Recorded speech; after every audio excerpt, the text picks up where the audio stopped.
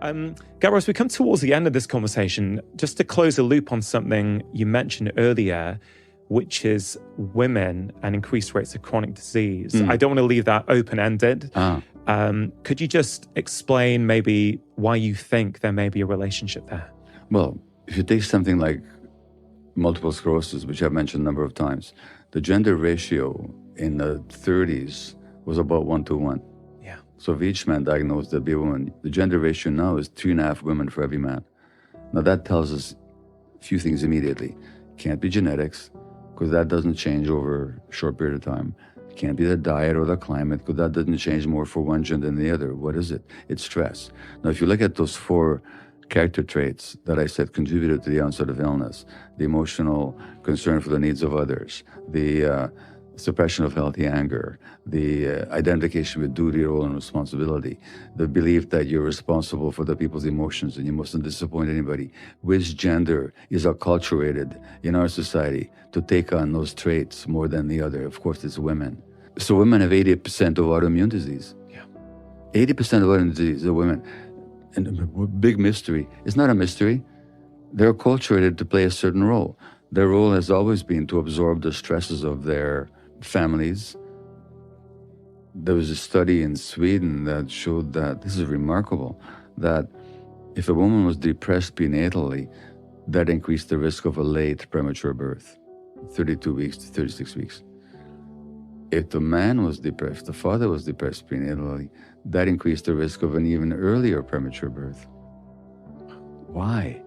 Because the woman was absorbing the stress of the man. And so women do that automatically, not biologically necessarily, but because that's the role they've been given in the society.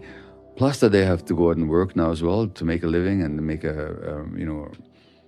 money for the family to survive or to succeed out there in the workforce. And people are more isolated than they ever were. So in Britain, they appointed a minister of loneliness. So greater stress, more isolation. That's why women are getting more autoimmune disease. And during COVID, there was an article in the New York Times about women who took on the emotional stress of their husbands and their children during COVID, and they felt guilty because of the suffering of their men and their children, because it was somehow their job to eliminate or alleviate it. Well, that socially appointed and then automatically assumed role that women have been thrust into has physical implications. That's why women get most autoimmune disease. What if we just recognize this? You know, and this big mystery. No mystery. This is a particular dramatic example of the biopsychosocial nature of human beings. Yeah. Our biology is inseparable from our psychological functioning and our social relationships. Yeah. And who has the brunt of all that? Women of color. Yeah. They're much more likely to develop these diseases than Caucasian women.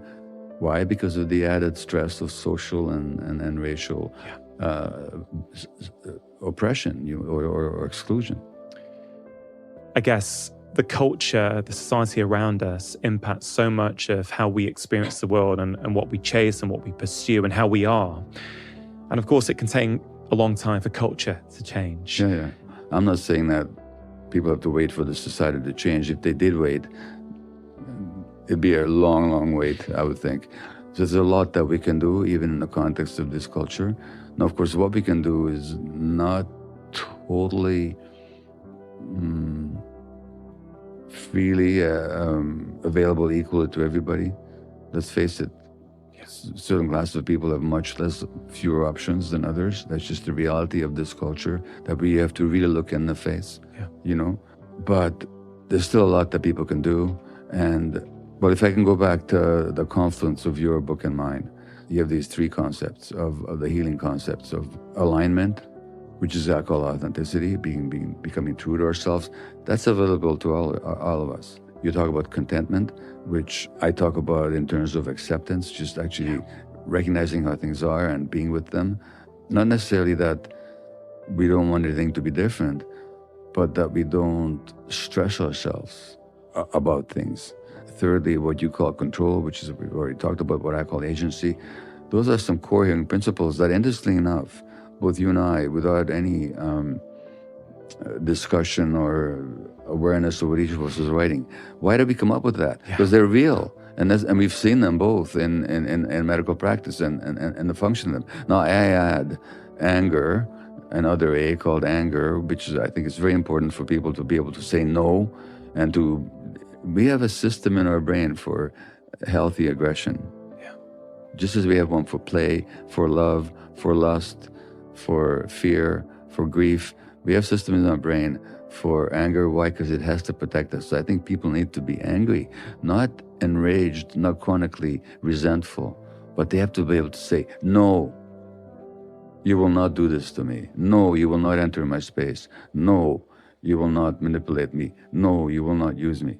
So that's a small microcosmic statement of my healing principles, but I certainly think that healing is possible. And let's face it, if you didn't think healing was possible, would you write your books? You know, I mean, if all you wanted to do is tell people how terrible things are, you wouldn't write a book. No. We both write books because we actually believe in human beings, in the capacity of human beings for transformation, and that there's some guidance that can be provided to promote that transformation. That's why we write, and that's why I wrote.